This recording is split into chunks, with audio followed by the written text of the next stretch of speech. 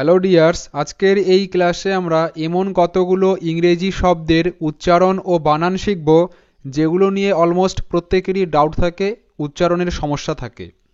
So তুমি যদি সঠিকভাবে ইংরেজি রিডিং ও বানান শিখতে চাও দেন আজকের ভিডিওটি কিন্তু এন্ড পর্যন্ত অবশ্যই দেখতে হবে।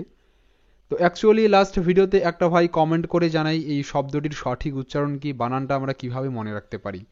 তো এটা নর্মালি যে শব্দটি আছে এই রিলেটেড বিভিন্ন শব্দ দিয়ে আমি তোমাদের বুঝিয়ে দেব এবং খুব ইজি ওয়েতে তোমাদের বোঝাবো, বুঝতে অসুবিধে কোনো রকম হবে না। সো ফার্স্ট এই শব্দটিকে উচ্চারণ করার আগে আমরা ছোট ছোট কিছু শব্দ দেখে নেই যাতে তোমাদের বুঝতে সুবিধে হয়। প্রথম যে শব্দটি খুবই সহজ একটা শব্দ এবং পরিচিত একটা শব্দ। তো এখানে দেখো আমরা যেটা ফার্স্ট জানবো সেটা হলো কি এ ইউ। দেখো এ ইউ, এ ইউ কিন্তু পাশাপাশি থেকে অ হিসেবে উচ্চারিত হয়, যেমনটা কি এখানে আমরা দেখতে পারছি এই যে প্রত্যেকটি শব্দে কিন্তু এ ইউ আছে।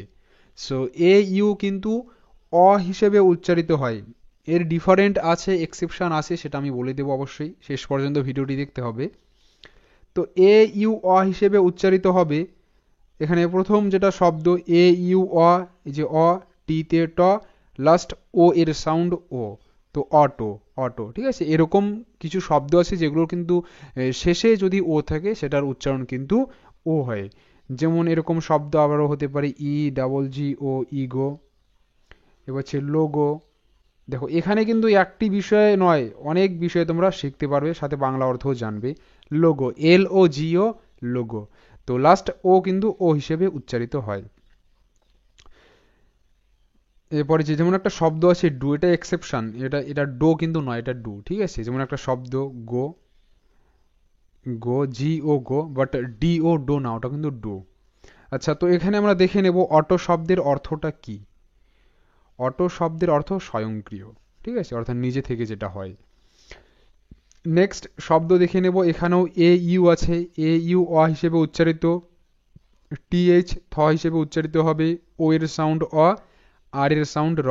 তাহলে অ থ অর, অথর, অথর, অথর মানে কিন্তু লেখক, অথর মানে লেখক।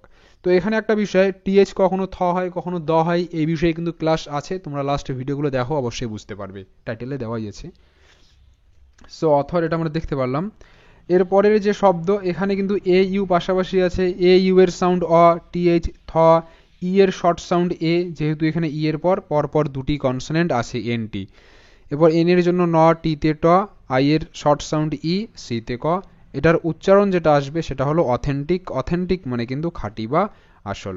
এবার এটাকে তোমরা এভাবে পড়তে পারো, এ ইউ অ, টিএইচ ই থে, অথে এনতে ন, অ থেন, অথেন, টিআইসি টিক, এ ইউ অ, টিএইচ ই এন থেন, টিআইসি টিক, অথেন্টিক, অথেন্টিক।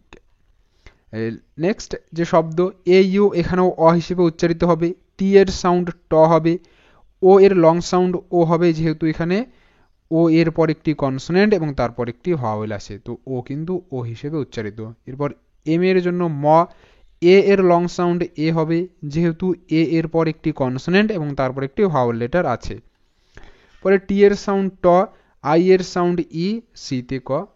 তো অ্যাকচুয়ালি লাস্ট আইসি ইক হয়, এই যে এখানে যেমন আইসি ইক টিক, এখানেও আইসি ইক টিক হবে। এই শব্দের উচ্চারণটা হবে অটোমেটিক। অটোমেটিক মানেও কিন্তু স্বয়ংক্রিয়। তো এখানে কিন্তু A U T O auto, M A T I C matic, automatic, automatic, এভাবে তোমরা পড়বে। নেক্সট শব্দ যেটা আছে সেটা এ ইউ, এ ইউ এর সাউন্ড অ হবে, টি এর সাউন্ড ট, ও এর লং সাউন্ড ও, তাহলে auto. M O B I L E, mobile, এটা আমরা প্রত্যেকেই জানি, M O mo, B I bi L দিল, আর লাস্ট ই সাইলেন্ট, তো অটো মোবাইল, অটোমোবাইল।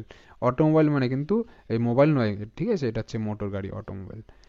এবার এখানে যে বিষয়টা আমাদের আবার জানতে হবে সেটা হলো কি, যে ওই যে বলেছিলাম এ ইউ অ হিসেবে উচ্চারিত হবে, এবার যে শুধু শব্দের শুরুতেই হবে এমনটা কিন্তু নয়, মাঝখানেও হতে পারে, যেমন pause, P A U S E, pause.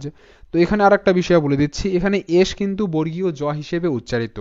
Actually যখন এস এর সামনেও ভাওয়েল থাকে আর এস এর পিছনেও ভাওয়েল থাকে তখন কিন্তু এস বর্গীয় জ হিসেবে উচ্চারিত হয়, যেমন এখানে পজ। এবারে কজ সেম ব্যাটার্নে এখানেও কিন্তু এস বর্গীয় জ হিসেবে উচ্চারিত। আর যেটা বলেছিলাম AU কখনো কখনো ডিফারেন্ট সাউন্ড ক্রিয়েট করে, যেমন আন্ট, AUNT আন্ট, এটা কিন্তু অন্ট নয়, AU অ হিসেবে এখানে উচ্চারিত হচ্ছে না, আ হিসেবে উচ্চারিত হচ্ছে, আন্ট আন্টি। তো এটা একটু মুখস্থ করে রাখবে তোমরা। আর AUNT প্যাটার্নেই এই সাউন্ডটা আসে, আন্ট আন্টি।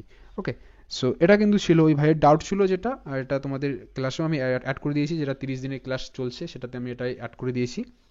এরকম আবারও প্র্যাকটিস সেশন আসবে, ক্লাস আসবে, সেগুলো দেখার জন্য তোমরা চ্যানেলটিকে সাবস্ক্রাইব করে রাখো। So keep watching and keep learning.